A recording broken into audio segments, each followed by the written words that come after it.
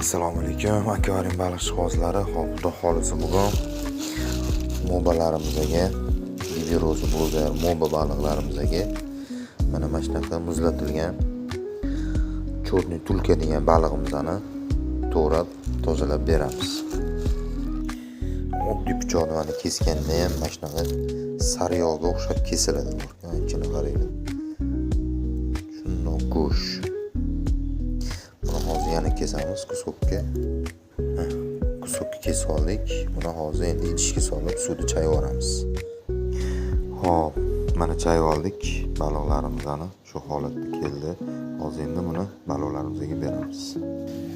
Baliqlarimiz ham tayyor, mana hammasi yugurib kelyapti. Hozir beramiz. Bismillahirrohmanirrohim. Butun mana shunaqa beriladi.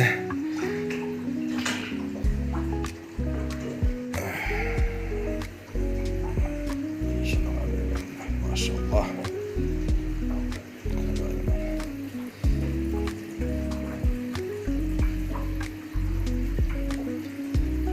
Şu holatda baliqlarni ovqatlantirish kerak.